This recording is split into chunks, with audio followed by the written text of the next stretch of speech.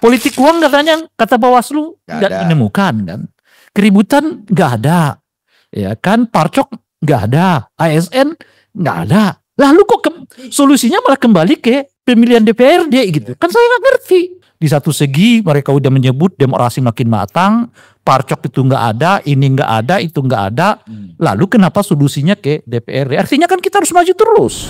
Itu artinya harus tetap diduga terjadi praktek politik uang yang mahal seperti yang disebutkan oleh Bahlil. Kalau mahal di mana mahalnya? Kalau laporan dana kampanyenya cuma 2 miliar.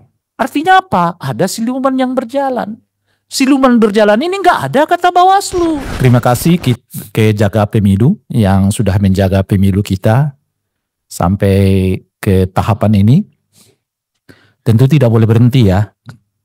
Karena seperti tadi disebutkan itu menjaga pemilu jangan sampai dipilih oleh DPRD, itu bagian dari jaga pemilu ya. Kalau nanti dipilih oleh DPRD ya berat. Nah, nggak ada pemilu lagi, jaga pemilu nggak ada, ya, Perludem juga nggak ada ya, itu ya, dan sebagainya. Itu. Oleh karena itu mungkin salah satu katakanlah ya tugas dan tantangan kita pasca ini adalah memastikan bahwa pilkada ini tetap dipilih, pilkada ini tetap berlangsung, tidak dikembalikan ke model seperti zaman Orde Baru, yaitu kepala daerah dipilih oleh anggota DPRD gitu. Nah. Apakah terjadi apatisme di tengah masyarakat? Apatisme ini kayaknya ada dua ya dalam diskusi kita ini ya. Apatisme dalam bentuk partisipasi datang ke TPS dan apatisme dalam bentuk pelaporan yang berkaitan dengan pelanggaran-pelanggaran yang terjadi di dalam pelaksanaan pilkada gitu. Saya untuk yang kedua itu saya kira iya ada apatisme, yaitu masyarakat bukan enggan sih, merasa nggak penting untuk melaporkan karena sami mawon gitu loh, nggak akan ada hasilnya gitu. Jangankan lapor ke Jaga Pemilu, lapor ke Bawaslu aja belum tentu ditanggapi gitu loh. Nah ini efek menurut saya karena Bawaslunya tanda kutip nggak kerja gitu, tanda kutip ya. Kalau sekiranya ada orang melihat efek dari pengawasan itu, saya kira akan tumbuh sekali semangat orang untuk melakukan pelaporan. Nah tapi karena tadi ya tanda kutip Bawaslunya nggak bekerja, orang melihat kemudian buat apa dilaporkan. Kalau kemudian laporan itu hanya ditumpuk sedemikian rupa oleh Bawaslu jadi catatan akhir tahun gitu loh. Nanti akhir tahun akan disampaikan oleh Bawaslu bahwa mereka menerima laporan sekian, diverifikasi sekian, ditindaklanjuti sekian, yang diselesaikan hanya sekian gitu. Jadi cuma itu saja tuh. Pelaporan-pelaporan bahwa penerimaan kasus dan sebagainya gitu.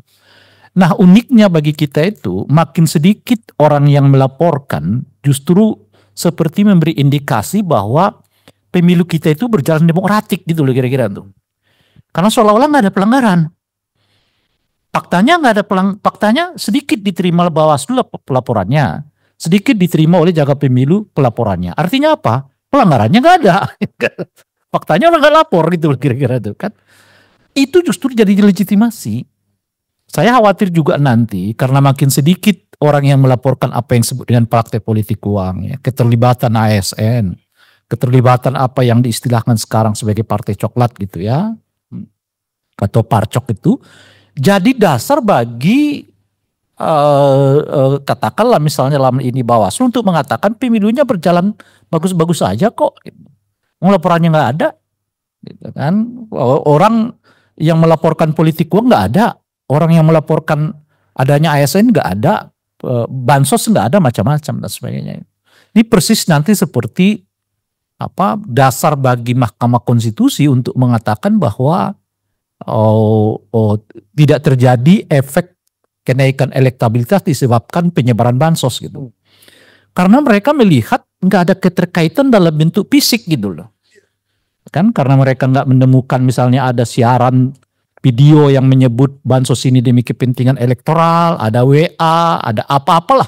Lalu mereka menyebut bagaimana menghubungkan antara bansos itu dengan kenaikan elektoral gitu. Oleh karena itu mereka merasa bahwa bansos itu satu perkara tersendiri yang nggak ada hubungannya dengan elektoral, meskipun mereka tetap beri catatan kalau menjelang pilpres jangan bagi-bagi bansos gitu. Artinya Artinya mereka menggugah sendiri pernyataan mereka yang di awal. Mereka nggak bisa membuktikan bahwa bansos ini punya efek terhadap elektabilitas paslon capres tertentu di pilpres kemarin, tapi di ujung mereka tetap membuat pernyataan sebaiknya bansos tidak disebarkan menjelang pilpres. Berkat karena itulah kemarin misalnya Departemen Dalam Negeri atau Menteri Dalam Negeri meminta supaya PJ nggak membagikan bansos menjelang pilkada. Gitu. Jadi kita menyadari efeknya, tapi nggak pernah mau mengakuinya gitu loh. Nah itu yang terjadi itu. Nah di Bawaslu itu yang saya khawatirkan tadi. Jangan-jangan juga sedikitnya pelaporan ini justru menjadi dasar bagi kita untuk mengatakan bahwa pilkada udah beres nih. Pelaporannya sedikit ya, ininya sedikit macam-macam dan sebagainya gitu. Dan mungkin karena itu ada salah satu media nasional kita dalam bentuk cetak ya, koran menyebut bahwa demokrasi kita makin matang. Kompas maksudnya. Kenapa? Karena itu tadi, mana politik uang kan cuma cerita-cerita aja, nggak ada itu faktanya. Keterlibatan parcok kan cuma 1 atau 2 partai yang ribut, yang lain biasa-biasa saja gitu ya.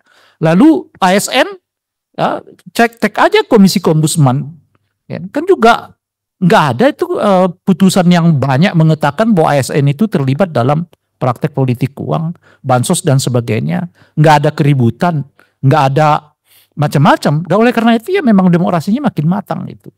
Nah yang susah saya pahami itu adalah ketika demokrasinya matang, kalau kita pakai istilah itu, kenapa Bahlil pingin lagi ke DPRD gitu loh. Nggak ngerti aku. Kan demokrasinya makin matang. Kan politik nggak tahu. Politik uang katanya, kata Bawaslu nggak menemukan kan. Keributan nggak ada. Ya kan, parcok nggak ada. ASN nggak ada. Lalu kok solusinya malah kembali ke pemilihan DPRD gitu. Kan saya nggak ngerti. Ya kasembung bawa golok. Nah itu dia.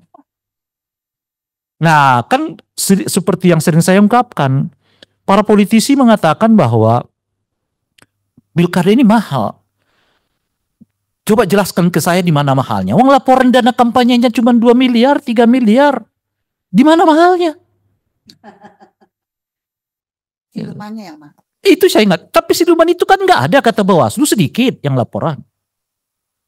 Yang melaporkan bahwa terjadi politik uang kan nggak ada. Itu. Yang melaporkan bahwa terjadi pembelian ini perahu kan nggak ada. Dan sebagainya. Lah, di mana mahalnya? Kemana duit mereka pergi? Itu kan pertanyaannya gitu. Nah kalau tadi misalnya didasarkan karena pilkada ini mahal, maka harus kembali ke DPRD. Di mana mahalnya? Laporan dana kampanyenya cuma habis 3 miliar, 4 miliar, 5 miliar. Nggak ada tuh yang menyebut dana laporan kampanye habis 1 triliun, nggak ada. Itu heran bin ajaib kita kalau ada sampai ya, laporan yang menyebut dana kampanyenya habis sampai 1 triliun. Gitu. Nggak ada. Oleh karena itu tertolak dengan sendirinya keinginan untuk kembali ke DPRD itu. Tertolak oleh apa? Oleh logika yang mereka bangun sendiri. Di satu segi mereka udah menyebut demokrasi makin matang, parcok itu nggak ada, ini nggak ada, itu nggak ada. Lalu kenapa solusinya ke DPRD? Artinya kan kita harus maju terus. Gitu. Bukan surut lagi ke belakang, justru maju terus gitu.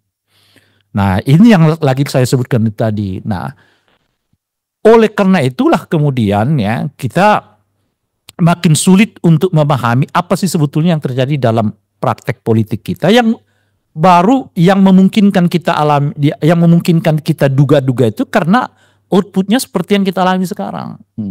Artinya apa gitu?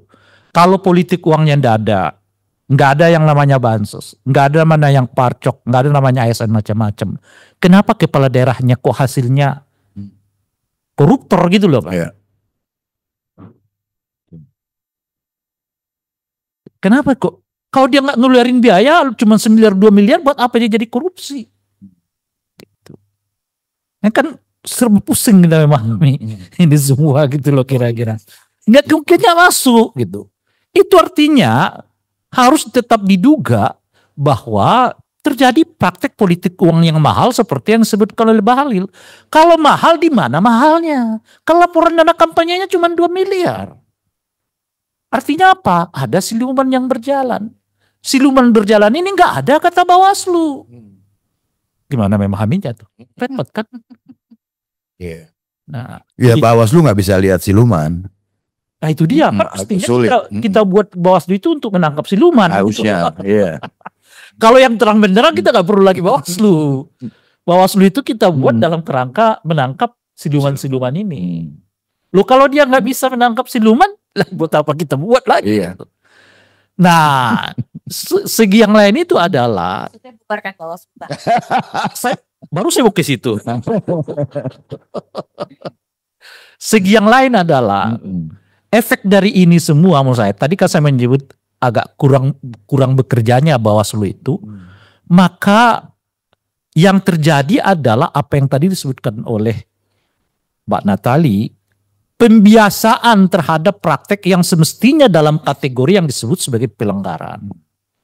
Gitu. Jadi misalnya politik uang sekarang nggak bisa kita definisikan.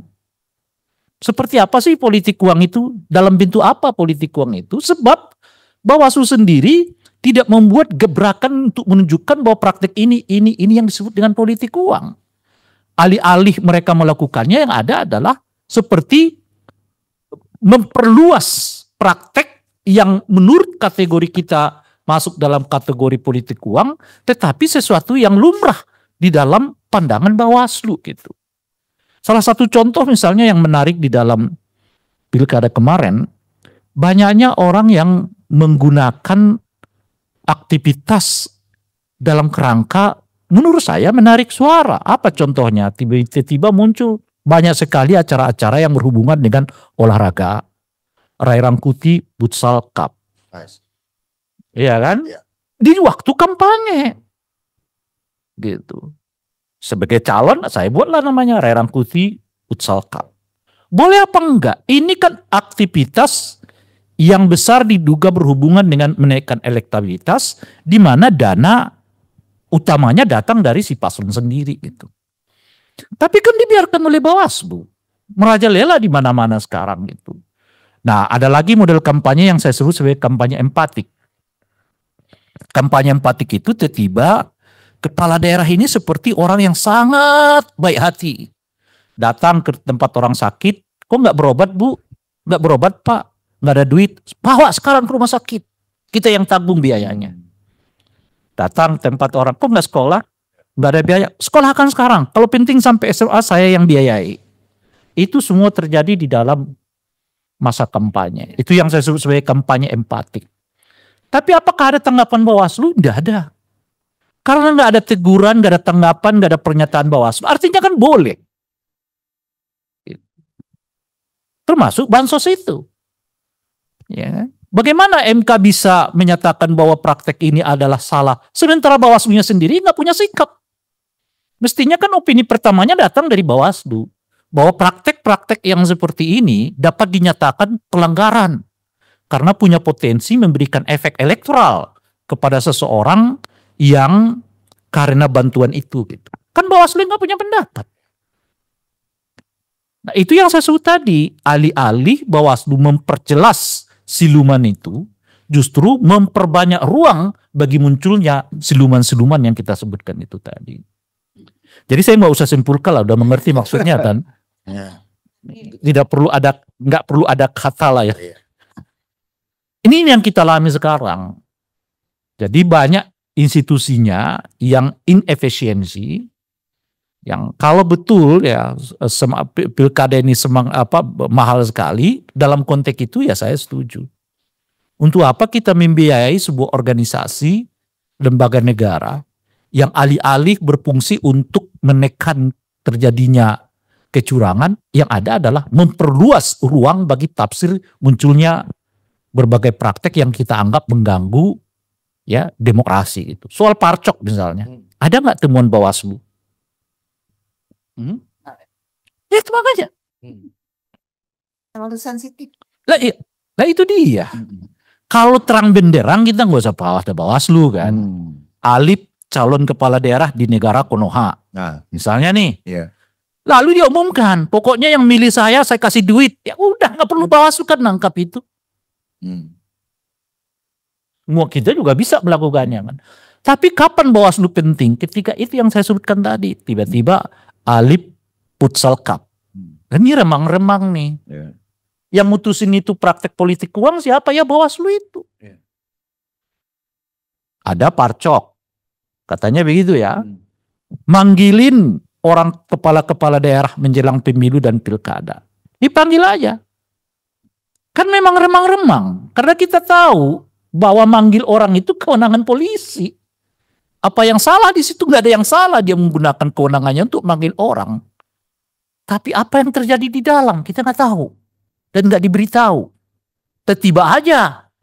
Ya, yang kita dengar itu banyak kepala-kepala desa yang dipilih menjelang pilkada lalu berubah sikap politiknya. Apakah itu menjadi perhatian Bawaslu? Enggak. Makanya kalau orang mengatakan kepada kita misalnya, mana ada keterlibatan Parcok? Ya susah membuktikan, itu persis seperti politik bansos. Kalau yang Anda maksudkan pembuktiannya adalah hal yang bersifat material, yang akan ketemu. Mana ada polisi yang tiba-tiba ngaku, saya maksa loh kepala desa itu untuk milisi, nggak akan ada. Nah itu saya, karena semua praktik ini dilakukan berdasarkan kewenangan yang ada pada dirinya. Dia manggil orang tuh, dia punya kewenangan. Dia memeriksa orang itu, dia punya kewenangan. Dia memperingatkan orang itu, dia punya kewenangan. Tapi dalam kultur politik kita, kalau seseorang dipanggil oleh aparat keamanan, nggak usah cerita aparat keamanannya, tinggal lihat lirikan mata dia aja, kita udah paham kok. Oh liriknya ke kanan berarti 01. Liriknya ke kiri oh berarti 02 itu kira-kira. Berarti gitu. Suara tidak. Suara tidak. Nggak usah dia ngomong, kita udah paham. Apalagi kalau dalam pemeriksaan itu telunjuknya selalu begini ya kan, paham lah kita. Atau telunjuknya begini gitu ya kan. Kalian ini, ya kan. Itu karena Jemari kan waktu pilkada pilpres itu sensitif banget ya kan. Kita aja kalau mau selfie jangan pakai Jemari deh ya kan, dia bisa begitu kan. Nah itu sesederhana itu. Kepala-kepala desa kalau diundang begitu tuh ke kantor polisi ya sudah berubah sikap politiknya. Nah oleh karena itu kalau dibilang nggak ada keterlibatan Parcok macam-macam, kalau pembuktiannya seperti yang dimaksud nggak akan ketemu. Gitu. Tapi kenapa aktivitas manggil kepala desa tiba-tiba meningkat selama menjelang pilpres, selama menjelang pilkada? Kan itu pertanyaannya. Dan apalagi kalau didengar-dengar informasinya gitu ya, spanduk ini, spanduk itu, macam-macam dan sebagainya gitu. Termasuk di dalamnya adalah soal politik uang itu tadi. Boleh jadi masalahnya bukan di Bawaslu, tapi masalahnya di apa? Di penyidik. Penyidiknya siapa? Jaksa sama kepolisian. Loh, kalau polisi mengatakan nggak memenuhi persyaratan, meskipun memenuhi persyaratan, ya selesai, nggak bisa ditindaklanjuti. Dan sebagainya, complicated. Nah, saya tidak tahu apa solusinya, tapi yang pasti nggak kembali ke pemilihan kepala daerah melalui DPRD. Ini masih banyak yang kita bisa perbaiki dalam konteks elemen teknisnya gitu ya. Kalaupun tetap kita merasa bahwa Bawaslu itu penting, menurut saya skemanya nggak seperti yang sekarang. Mungkin perlu restrukturisasi Bawaslu dengan dengan struktur yang lebih sederhana. Nggak ada, menurut saya sih nggak sepadan antara Bawaslu yang dengan jumlah yang begitu besar dengan hasil output yang seperti sekarang. Dengan sedikitnya output yang hasil yang mereka gambarkan yang menunjukkan kepada kita bahwa seolah-olah demokrasinya matang itu tadi, padahal kita semua ini gelisah. Praktek politik uangnya merajalela, bukan kita yang ngomong. Itu caleg-caleg kalau kita tanyakan habis kata mereka. Nggak benar Ray. Cerita-ceritamu yang menyebut bahwa survei menyebut 3 orang yang mau terima duit itu cuman 3 dari 10 orang gitu. Itu makanya sekarang kan kita dibully oleh kawan-kawan caleg itu. Nggak benar Ray. Survei-survei yang mengatakan bahwa hanya 30% masyarakat kita yang mau terima duit, kagak. 120. Kagak dia. Nggak benar. Nah, Artinya apa? Yang 3 dari 10 itu kalah pilkadanya belum dekat. Kalah pilpresnya belum dekat. Iya. Jadi ketika disurvei, kalian terima uang nggak? Nggak ada yang mau terima uang. Wong pilpresnya masih 2 tahun lagi. Ditanyanya sekarang gitu loh Pak. Tapi begitu menjelang pilkada, 120 dari 10, 12 dari 10. Yang terima duit itu dan sebagainya. Maksudnya double. Dan sebagainya. Teriak mereka semua sekarang. Benar, Ray. Itu.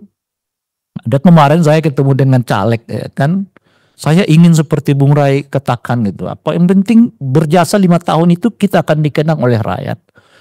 Tanya Ray, nggak ada satupun warga di sini yang nggak kenal saya, yang nggak bisa, yang mengatakan saya bukan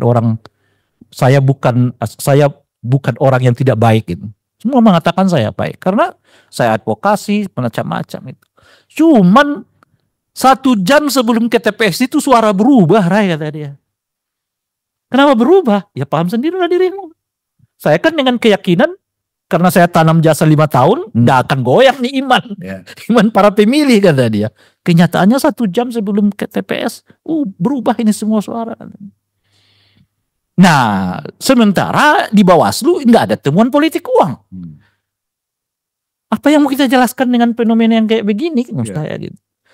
Nah, jadi ini complicatednya gitu. Jadi jaga pemilu tetap penting. Mungkin betul ke depan ini ya pendidikan politik harus disadarkan, ditingkatkan lagi kepada masyarakat gitu. Sebab ya saya melihatnya kadang-kadang berpikir begini ya, jangan-jangan sebetulnya kan kemiskinan masyarakat kita itu dipelihara. Kenapa? Karena itu aset politik, Lip. Masyarakat miskin itu aset politik. Kenapa begitu? Karena setiap menjelang pilpres, pilkada, 1 tahun sebelumnya mereka akan kasih bansos. Dengan begitu orang yang kasih bansos ini jadi pahlawan di tengah masyarakat kita yang miskin itu. Oleh karena itu biarkan dia lapar 4 tahun, 1 tahun sebelum pilpres, pilkada, kenyangkan perutnya, dia akan jatuh cinta kepada kita. Makanya kemiskinan boleh jadi dipelihara karena itu sesungguhnya adalah aset politik. Terima kasih. Terima kasih. Assalamualaikum warahmatullahi wabarakatuh.